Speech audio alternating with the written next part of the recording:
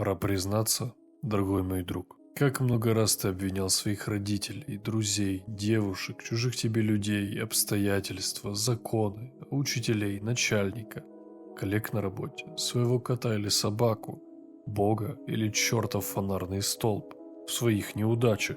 Я думаю, очень часто. Мы все постоянно этим грешим и не замечаем, как это сильно ухудшает качество нашей жизни.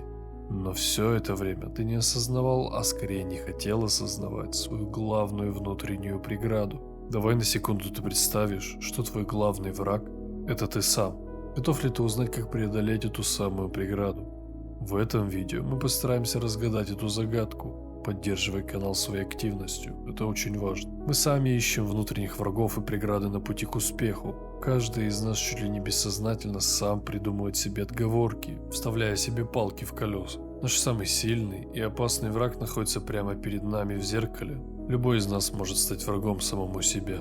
Наши внутренние сомнения, страхи и отрицательные мысли могут превратиться в оружие против нас самих. Мы сталкиваемся с самокритикой, недостатком уверенности в себе и страхом неудач. Эти вопросы уже не раз поднимались на канале. Самокритичные люди не дадут соврать, каково это жить с внутренним голосом, который обесценивает и наполняет негативом любой твой шаг. Это больше похоже на раздвоение личности, однако не стоит никогда ставить себе диагнозы по статьям в интернете. Главный мой посыл – мы сами создаем эти барьеры, мы сами становимся своими главными противниками.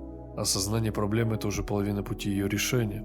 Ты должен произвести переоценку своей жизни, всего, что случилось с тобой за последнее время. Найти настоящие причины твоего самосаботажа. Возможно, тебе сильно критиковали родители. Возможно, ты пережил травмирующий опыт, а возможно, ты просто ленивый, и тебя и все и так устраивает. Переоценивать и побеждать самого себя – это ключ к преодолению внутреннего врага. Ты должен научиться осознавать свои недостатки, а затем преобразовывать их в силу. То же самое происходит и со злостью, о которой речь шла в прошлом видео.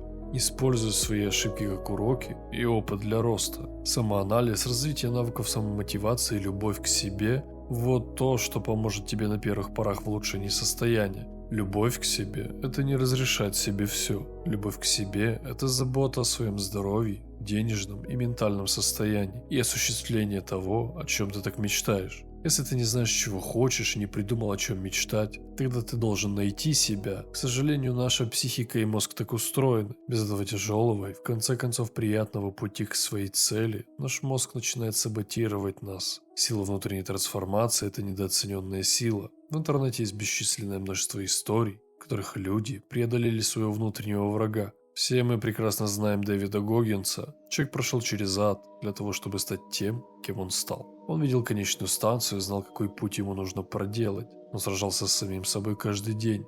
Это пример для каждого из нас. Он и другие нашли в себе мотивацию и силы для перемен. Искусство саморазвития и самосовершенствования помогли им раскрыть свой потенциал. Так а почему мы не можем? С чего ты взял, что ты не можешь так же? Главная проблема в том, что одной мотивации недостаточно, дорогой мой друг. И просто смотря видео поменяться не получится.